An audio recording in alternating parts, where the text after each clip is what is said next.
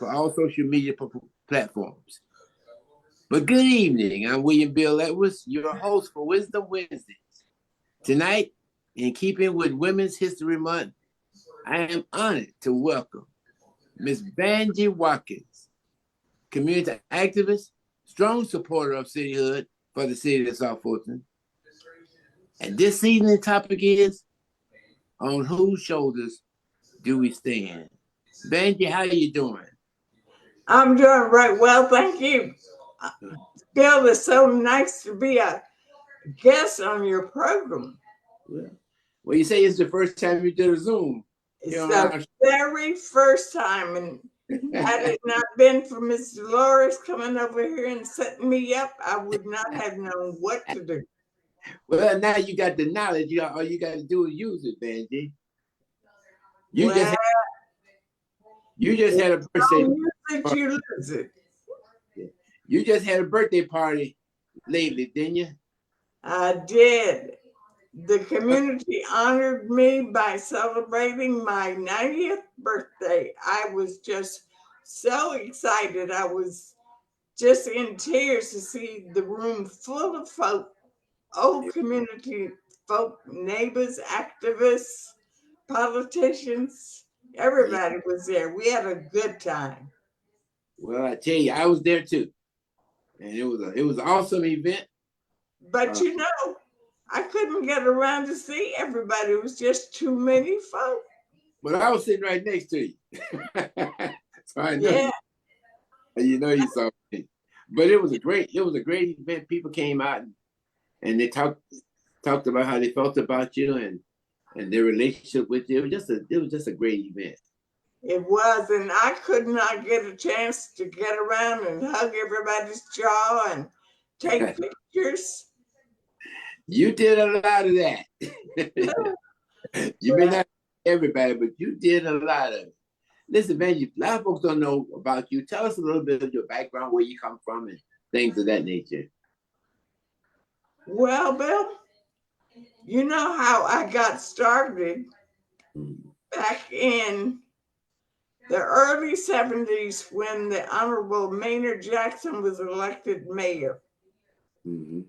And he, along with the other elected officials in the city of Atlanta, adopted the neighborhood planning unit concept, where citizens could come together and design and plan for how their neighborhoods were to look. Before that, I guess it had all been done and under the control of investors and developers, but with the new NPU ordinance, the city of Atlanta was one of the first that allowed citizens to get together and come up with plans for how they wanted their neighborhoods to look. Now, you're originally from California, right? Yes, sir. How'd you find your way here to Atlanta? Well, my husband at that time accepted a position with the City of Atlanta's Board of Education owned a radio and TV station. Yeah. Out on Cheshire Bridge, and he came and accepted a position as assistant manager of, I think it's WABE. Right. And so he came down and got to work and left me with the responsibility of closing at the house in California. Then I flew into Atlanta on what they call the Red Eye Special. Landed at Hartsfield and spent the first night at what at that time was a Black-owned and developed hotel. I don't know what has happened to it. I think now it's either a Holiday Inn or somebody else owns it. But it was, if you leave the airport and come straight in downtown, that's where we were. Mm-hmm. I think it was owned by 4 or 5 Black developers. Mm-hmm. Well, like let me drop back a little because you had started talking about the NPUs and the responsibility there. But you know, when we came in South Fulton, we were just a little bit different than the Atlanta NPU. Wouldn't you say? Well, honestly, I don't know because I've not been that involved with neighborhood development within the city of South Fulton. I think basically the city of South Fulton adopted language from the city of Atlanta, modified it, and I tended to focus on Cascade Mm-hmm. Road, and the intersection of Cascade Road with I-285 in the city of Atlanta. So I pretty much limited myself and restricted myself to Southwest Atlanta.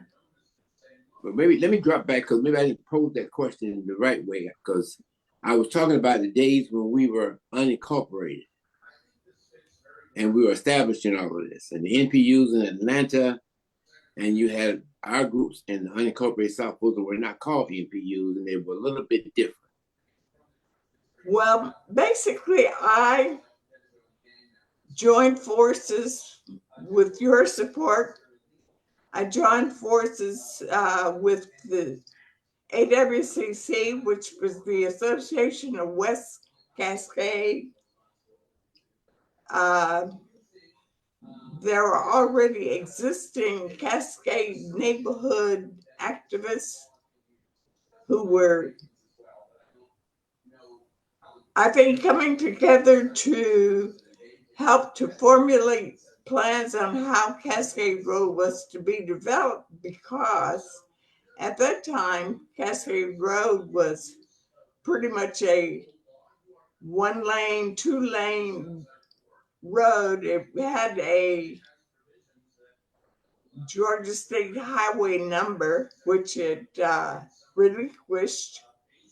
But at that time, it was basically a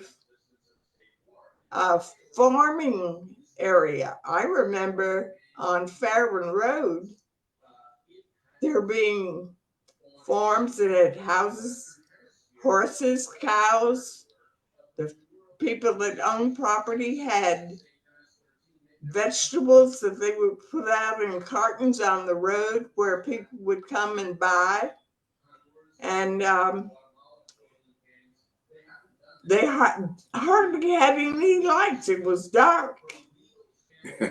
And what we were afraid of at that time was that developers who had no interest in or sensitivity towards creating quality neighborhoods, those developers wanted to market the property, and we were really anxious not to have Cascade Road take on the appearance of Old National Highway. Mm-hmm.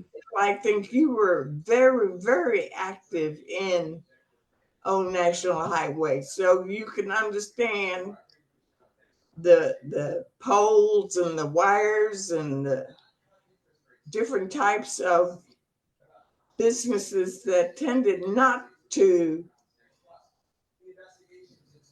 be the types of businesses that people who lived in the area wanted to see and wanted to support.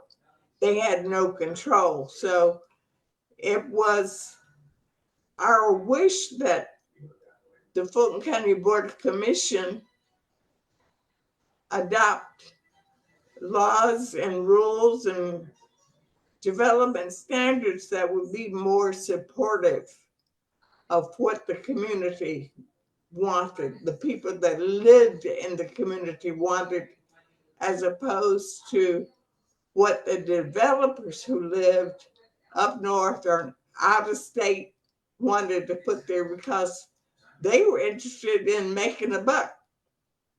Yeah. And they didn't live here, so they didn't care what it looked like. Well, because of you and others, and because of what you just said, up came the concept of overlay districts. Yes. In the AWCC, the Old National Merchant Association, and a host of others, they all adopted and wrote out the overlay district, which we later adopted as a government. Talk to a little bit about that concept of overlay district and how did it help to get the community the way they want it to be? Well, it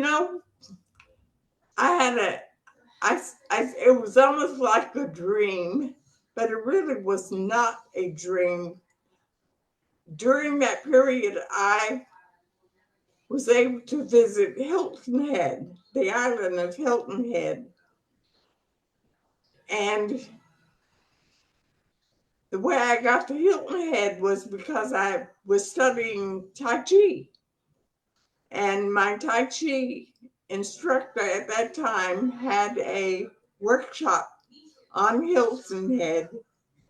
And I was able to view and experience beautiful developments, lawns, signage, just how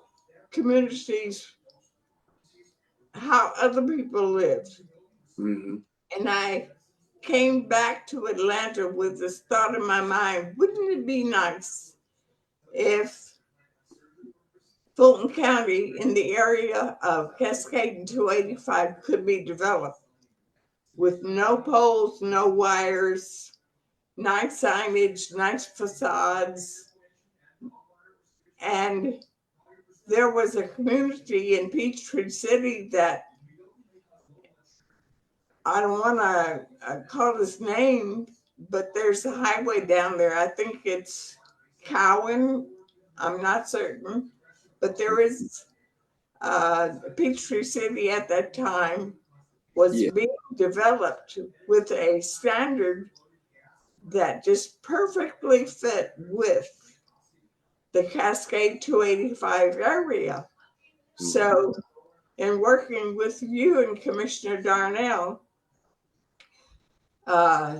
AWCC and others were able to successfully pass an ordinance, and I do believe it was the first overlay.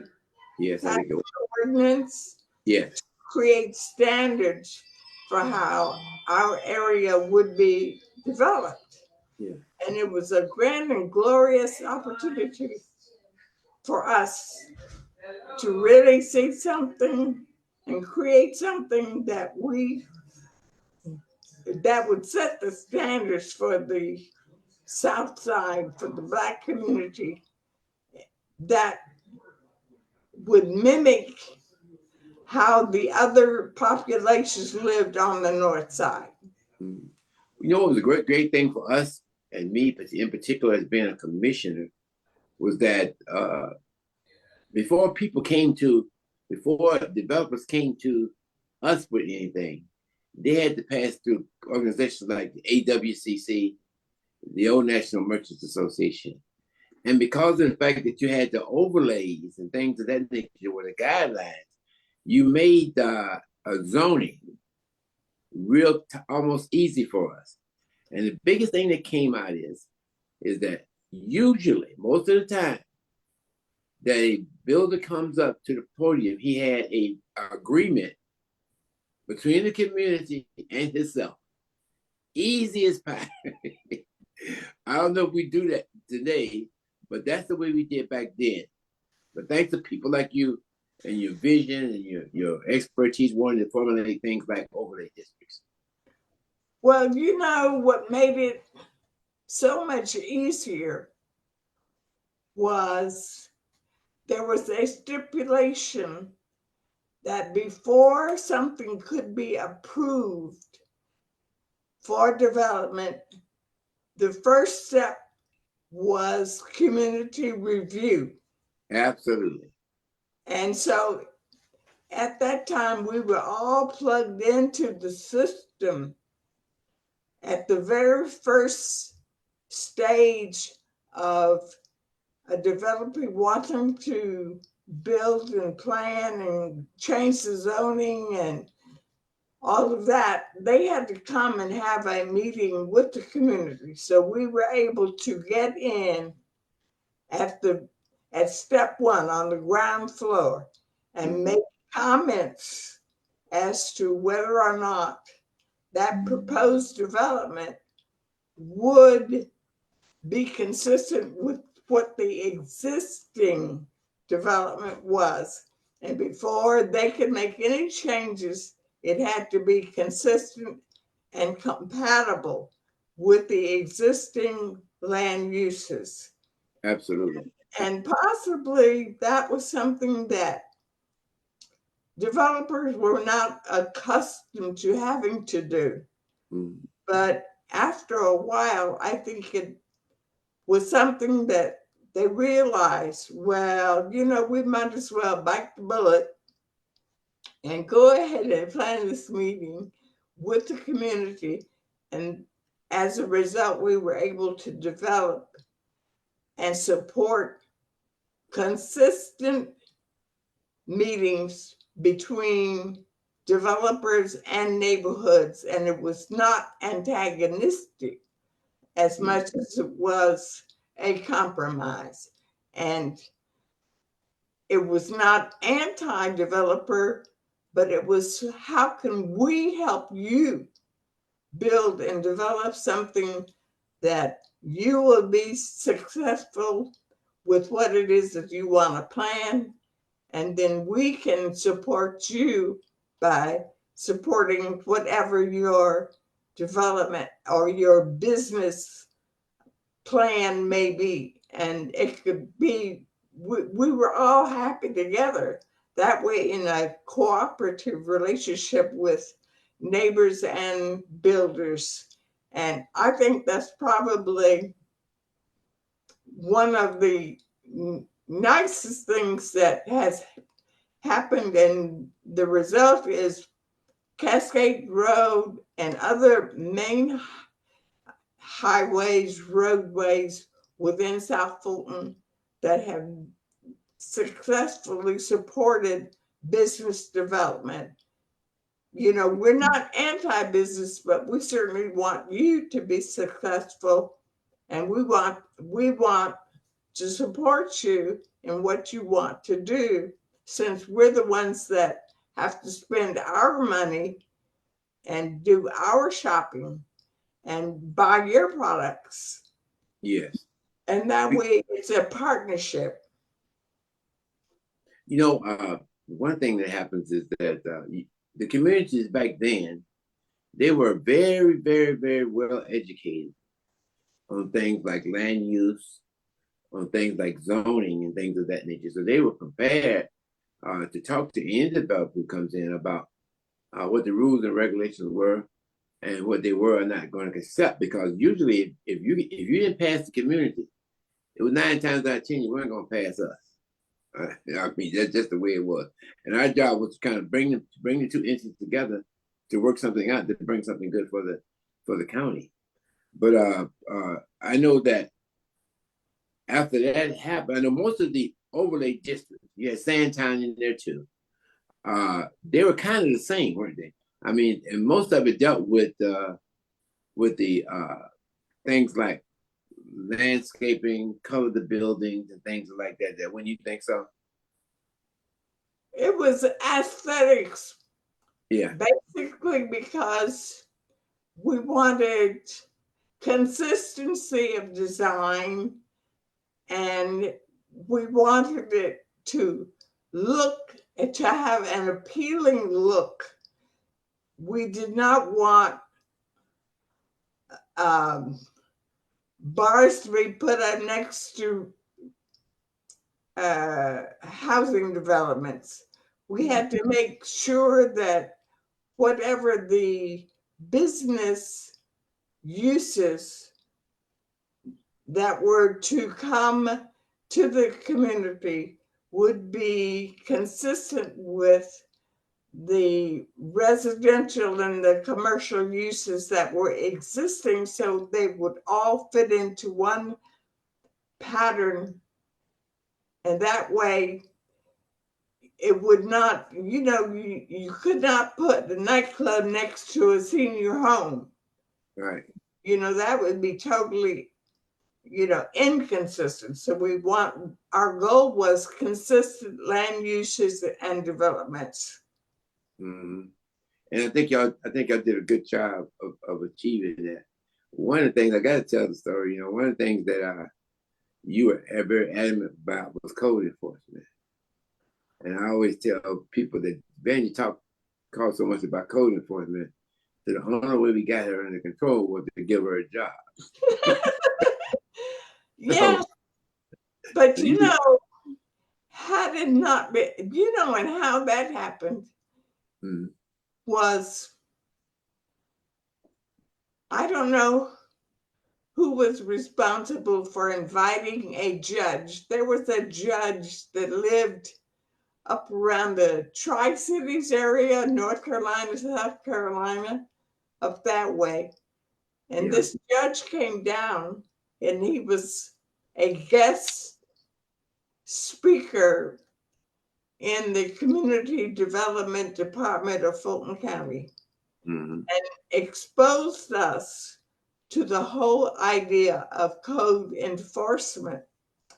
And this was under the direction at that time of Nancy Leathers. Yes. And we all went to that lecture. It was kind of like, how they have someone come and present an idea, a concept, and we adopted it. And so I remember when I was interviewed for code enforcement, that was my first job with Fulton County at that time. And we took one person from community development, one person from the second floor, that was development, and another person from permits. We had about 3 or 4 young people for my interview, and I was hired in code enforcement, which at that time was probationary.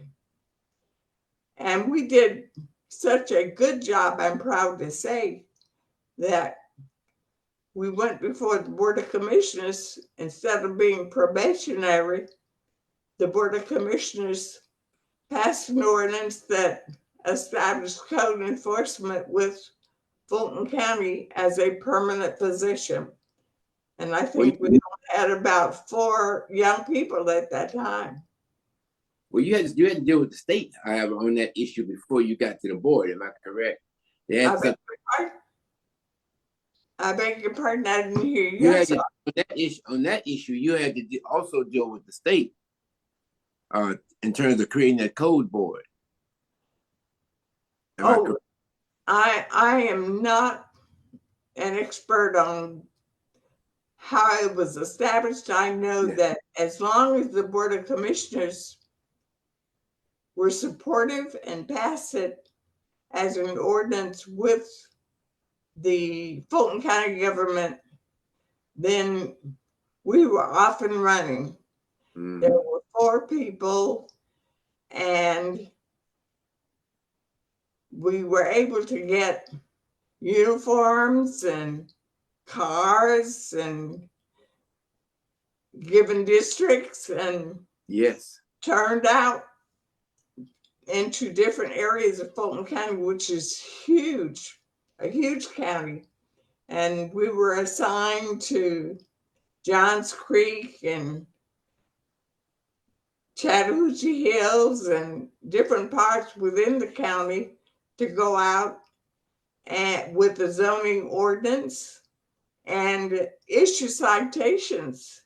And this was something that was brand new too, because it required us to not act like police, but simply to advise.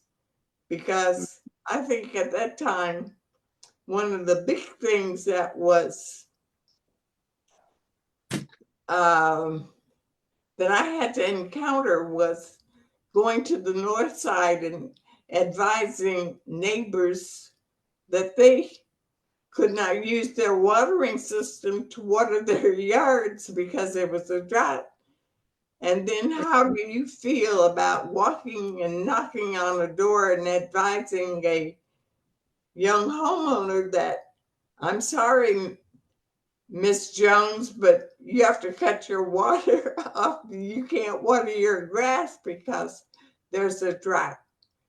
So it was a very sensitive position to have as code enforcement. It was brand new, and it was hard for us because we had to be police, but we had to be customer oriented also.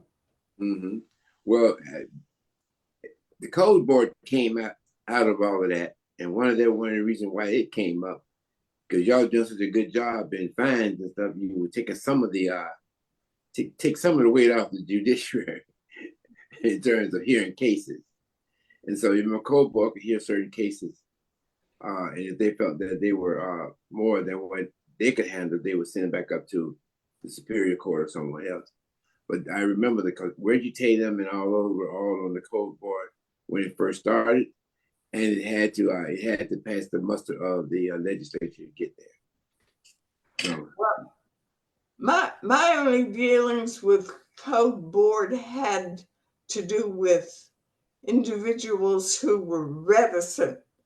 They were not accustomed to being approached by an enforcement officer telling them how high their grass could be and whether or not they could have junk on their property. If they had junk cars, that they had to move them. And so by and large, I would say that my experiences with citizens, depending upon what their relationship was, most of them, were pretty good about compliance. I think we only had about one or two individuals that gave us any problems and that we had to refer to code board. My experience was maybe I only had one property owner that was just really a pain and that I referred to code board.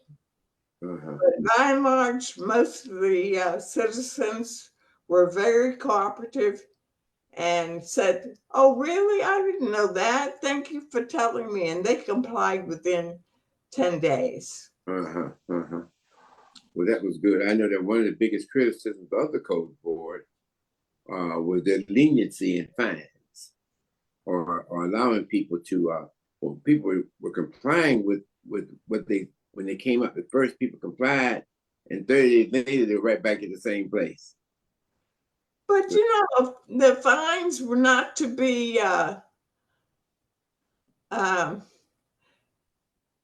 it was just an incentive.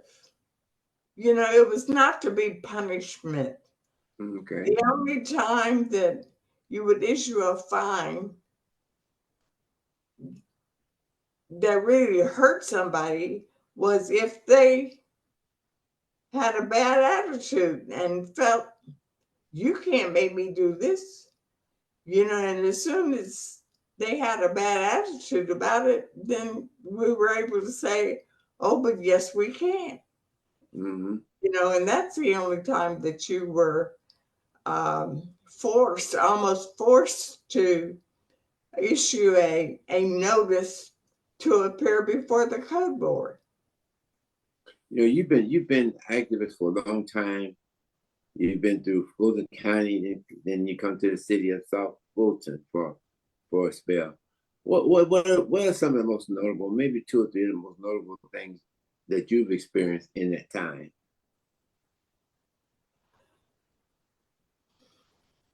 I think the biggest hurdle was the creation of the city of South Fulton. And that was because a lot of people, myself included, really had no idea about what it meant and what was entailed in becoming a city. We had been South Fulton County for so long. And then now we had this great opportunity to become our own city and the responsibilities that that entailed. And some people kind of like the old way, and because they were used to it, and they were reticent to take on the responsibilities of being a city because of the implications of being responsible for your own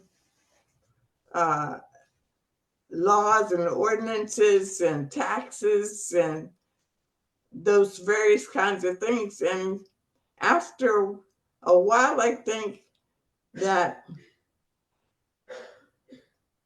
most folk, with the help of the commissioners and state legislators, Roger Bruce, you know, we were educated as to the advantages as well as the disadvantages of cityhood. And I think by and large, creating the city of South Fulton has been to our advantage. And I think most people now are used to it and happy with the fight that we had and that we won. I think a lot of times people get bad information over, you know, rumors and social networks and all that type of thing, and really don't go to the source and talk to the people who, you know, make the decisions and find out it's just really gonna be in your best interest. But from your experience and your leadership over the years and your being able to work with the county and the city, is there anything that hits your mind that you think that you would change now that we're here?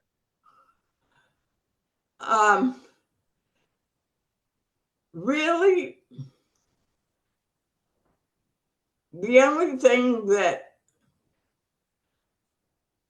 I experienced early on was the length of the agenda. I used to love to be able to come to the work sessions and then the City of South Fulton meetings, but it was just so long and the agendas were so full of detail, whereas with the county, it seemed that most of the work, the detailed work, the workshop with the commissioners took place behind the scenes.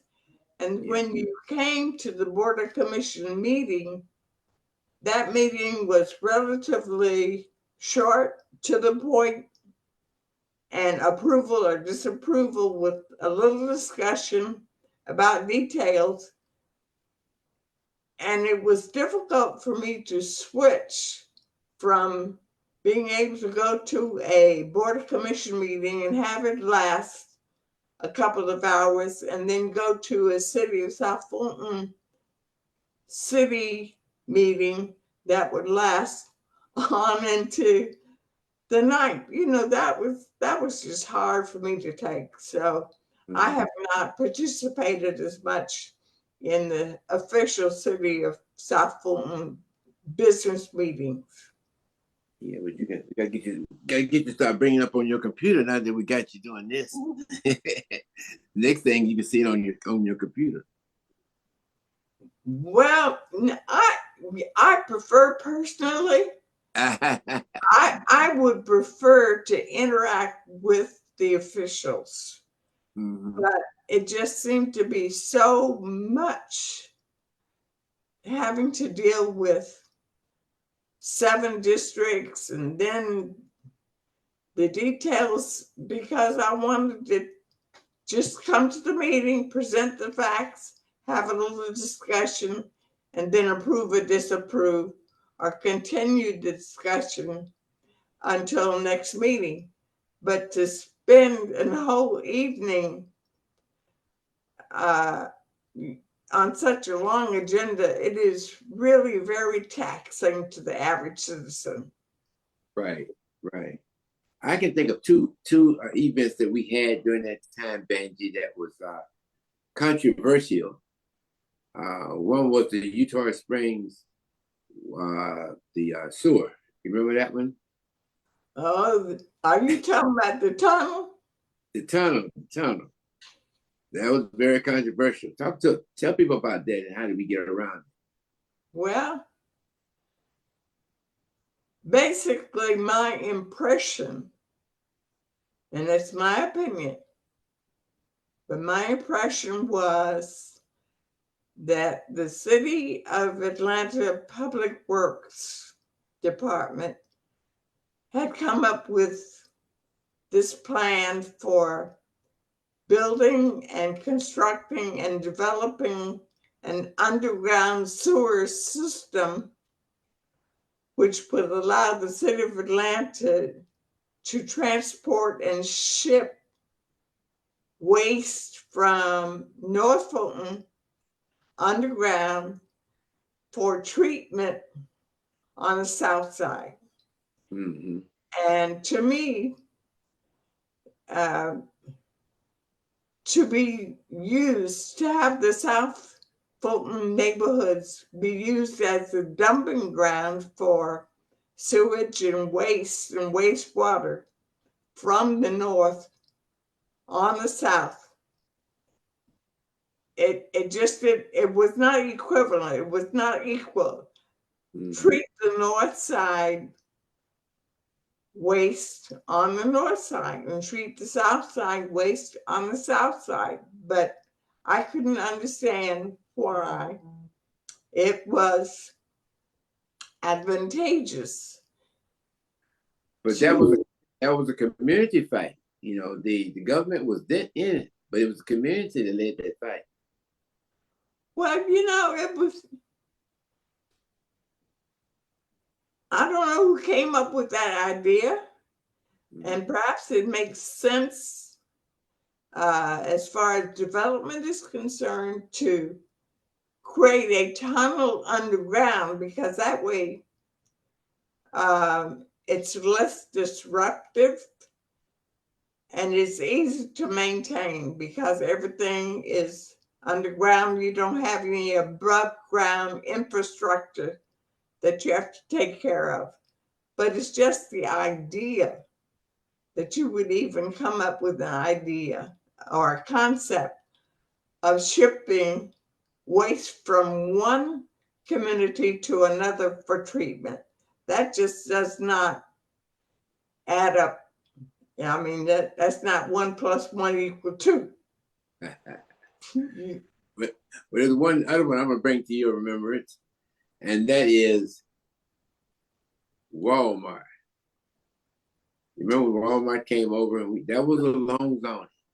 We had so many iterations of that zone. And finally went to the state Supreme Court, and the state overruled the county, and Walmart got in. Yeah, but see, I think at that time, where we were more supportive and more accustomed to small retail, individually owned businesses. And it was at a time when Cascade Road was being developed and we were planning for a beautiful community, and we wanted businesses that the community could support to take a large, beautiful, undeveloped tract of land at the intersection of Cascade Road and 285 to plunk a huge low discount store right in the middle of our community. It just did not fit in with the existing development at that time. And just about everyone out here on the south side in the West Cascade area was opposed to such a huge incompatible. It was not compatible at that time with the existing development. So, maybe 20 years hence you look back and say, well, it's been successful and has not been as much of an intrusion. And maybe it goes along with development that exists today. But at that time, it was at a very sensitive area in development of the West Cascade area and incompatible with development in the West Cascade area. Well, the other thing was, it was a floodplain. Yes, it was. Right behind the south, I forget the name of the creek, but it was, the Utor Creek area runs right through that area under 285 and Fairburn Road and Utor Creeks, Utor Springs. It was an imposition. It just didn't fit in with anything. So, well, you remember the day we had 6 foot of water at the golf course, and water was raging over Cascade Road. I mean, it covered Cascade Road, and everything was floating around out there. Yeah. I never will forget that. Yes, sir. That's that 100-year floodplain. 100-acre floodplain. They've done quite a bit of infrastructure improvement in that area since that time. However, I do think that recently there might have been 1 or 2 instances when the water level was kind of high, but nothing like what it used to be. Mm-hmm. Do you think that the county, prior to coming over to the city, that they did a pretty good job? And let me say this, I gotta say this. You were one of the first graduates of Citizens University. Yes. And and Reggie Tatum, and who was it? Lois and Rosalind and Art Jeter and Doug. Doug's still around. He's over there by Kroger. Yeah, he was. Doug Gray. Doug Gray. Yeah, he's still around. That's right. That was the inaugural class of Citizens University. How did you enjoy Citizens University? I think it's a wonderful, wonderful experience. Gives you a chance to get to know government because you think government is impenetrable.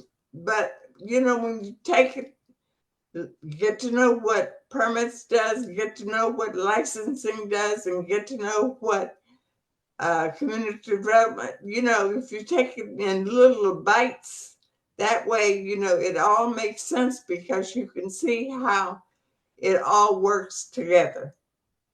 And what came out of that is that every department competed with the other departments because they wanted to be the best. They wanted to have the best class than anybody else. And so it was just amazing. I remember Reggie Tatum was in a zoning class, and Reggie called me one day. He said, "Bill Evers, when I got through my zoning class, because they gave me so many acres to put houses on, he said, when I got through with that, when they got through with me, I couldn't put 2 houses. I couldn't put 2 houses on an acre." I said, "Reggie, that's why I'm glad you went." Because the reality of the thing is that's what happens when people come out for zoning. But I think it was educational. I think we had a graduation. We had a formal graduation of Citizen University. And before Reggie died, I gave him that picture of the first inaugural class of Citizen University. Yeah. I think it's a wonderful idea, and it's still going. Mm-hmm. You know, we still have that experience, still have people that are interested in attending those workshops and learning how government works. And that's the great thing about it. I believe a learning community is the best community you can have, Vangie. And that was one of the reasons, that was one of the ways to educate the people about their government, instead of them getting their own ideas about how it should happen and how it can't happen. But it was a great group of citizens. I mean, you guys were on class on time. You know, you did a lot of traveling. You did, and I think class was a couple of hours when you came. Maybe it wasn't more than a couple of hours, was it? No, I don't believe so, Bill, but that was so long ago. You know, you excuse me for not remembering everything, but The Lord just said it was 2 hours. honestly, I have to defer. I have to defer. And there was not one department that did not teach the citizens in that class. You know, I know Ferdinand, he loved doing that thing. He'd always want to be the best he could be for people at Citizens University. Well, I think it was a wonderful experience, and I think that the fact that it still exists, that you still have people that want to go, you still have folk that are interested in signing up, I think that is a testament Mm-hmm. to the success and the experiences and the benefits. Yeah. Ultimately, it's the benefits that have accrued to the citizens as well as to the county or the city, because you don't have as many problems if you have an educated public. Mm-hmm. You know, if you have, you see all these folk running around the country now, fussing and hollering and screaming at their representatives. But I think in the city of South Fulton, we have a relationship that exists between the community and the elected officials, and those officials that work and are responsible for the day-to-day operations, and we don't have the conflicts, it seems to me, between somebody saying, oh, this is my job, or that's your job, or, trying to usurp the power. Mm-hmm. Because we all understand what the responsibilities are that are the elected officials and the appointed officials and those people that work day to day and get paid for doing the job. Well, how long were you with code enforcement? How many years did you work code? I would say 20 years. Really? If I had to guess, I would say 20 years. Well, I tell you what, Loved every minute of it. Well, a lot of you guys over there who were good guys, they've gone on and left us. But that was such a great group of code enforcement people. Well, we had good directors.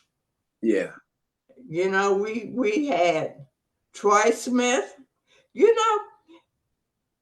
One thought that has come to me often is, if you look at the beginning individuals who work for Fulton County and the city of South Fulton in code enforcement, and where those individuals have gone on to populate surrounding code enforcement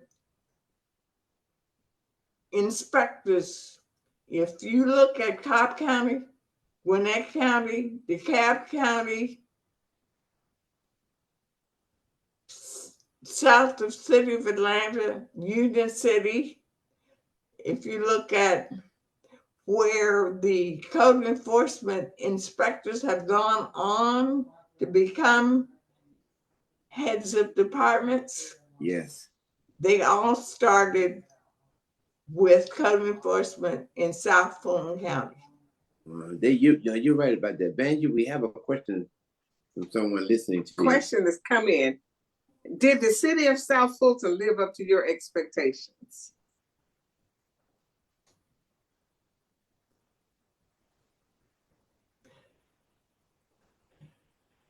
Honestly, I would say no.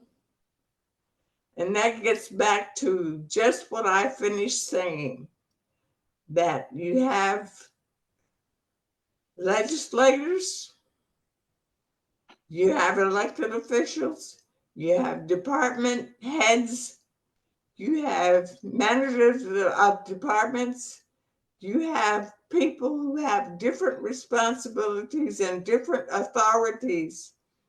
And there's, so long as we respect those boundaries and don't try to cross over and get into somebody, cross that red line. You got to watch and respect the council members and let them deal with legislation. But when it comes to departments and who is the manager and who's the director, then you have to respect their jobs and their responsibilities. And when you start getting confused about who's to do what and who's responsible for what, then you get into hot water. It's kind of sort of like what's happening now in our federal government and all over the country. You got folk in positions who think they can push other folk around. I think we just have to learn to respect where our responsibilities lie and do the very best job we can do as elected or as appointed officials, and leave the rest of the responsibilities up to those persons who hold those jobs. Very well put, Vangie. I agree with you wholeheartedly. You talk about people's territories and stuff, but I remember during the time of AWCC and Old National Mercy Association, Sandtown, and the rest of them, there were times that those groups got together and unified to stop something that may not have been in Sandtown or maybe on Old National Highway, but they would get together to come before the Board of Commissioners and fight against it because it was wrong. You remember that? Well, I think to the extent that we were able to solicit their support and not have someone think they could just bogart and run over there and take over. Right. It had to be Sandtown would ask for your support. Cascade would ask Sandtown for support. It was not like Cascade was trying to dictate to Sandtown. We developed a good relationship with Sandtown. And generally, I think it was because the developers worked together behind the scenes with each other. So we thought and learned that it was in our best interest as citizens, because it affected what affected Cascade this year would come over and be in Sandtown next year. So we knew that if we did not join hands, that the same thing that would happen to us at one time would affect your community next time go round. And really, when you look at the developers, we only had, 1, 2, 3 developers. They had a common, the development pool. Those developers that were friends, Yeah. We only had about 2 or 3 of them because most of the big developers did not, were not interested in developing on the South Side because they didn't see where they could make a lot of money. So, Yeah. If it were not for a handful of developers, it took us a long time to cultivate relationships for quality development on the South Side. And so a lot of those people too were landowners who bought property and tried to develop it before, the sale. They were not actually developers. They Right. were landowners. A lot of it happened on Cascade. Right. We had a big landowner. I ain't calling no name. We had a big landowner over there, and he would look at the land use plan and try to get things developed. He didn't have anybody to take the land, but he would get it developed. So when time he sold it, it was just like a turnkey, just move in. Well, it's kind of sort of like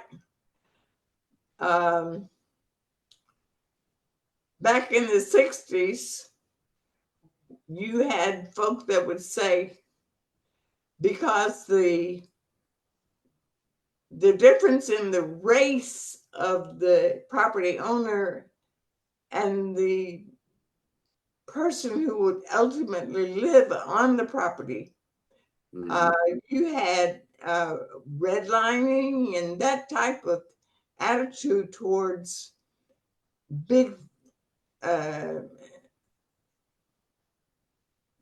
like when I said that Cascade was basically a farming community, you had large farm lands that if somebody came in and said, you're older, the property's changing, the community's changing, the race of the community is changing. So if you let me enter into a contract with you, I can go before the commission or the city and get the zoning changed, and then I can give you cash money, and then you can move from the South Side to the North Side or wherever you want to move to. And the responsibility for changing the zoning would rest with me. We have those kinds of deals going on. Yeah. And I've not been involved in changes in zoning recently, but perhaps way down in the city of South Fulton towards Chattahoochee Hills, you still have folk that are concerned about the change in how the community looks. Yeah. Well, that's where I live, that's District 4. That's where I call home. Well, Vangie, listen, it's about our time is about up, but I just want to say thank you. If I've never said thank to you before, as long as I've known you, and for the things that you've done for this city, I want to take this time to say thank you today. You truly one of those people whose shoulders we stood on, because you were willing to serve and you were willing to get to do the work. And I'm not telling you guys something that I know about her. I've seen her over the years. I mean, I've probably known you 30 years or something, maybe. And she's always worked hard, and she's always in the mood of making things better, and for not only just for the people, but for the community and for the city that we live in. So if I haven't taken the time to do that, I want to say thank you right now, because you and Reggie Tatum and I could call it a bunch of other names, but you guys were truly legacy.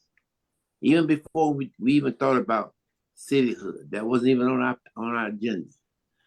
You were still out there fighting, and you were still out there doing things. So I just want to say thank you to you. Do you remember, just thinking now, do you remember Vernice Jenrette? Yes, ma'am, I do. Okay, she was one of the AWCC founders.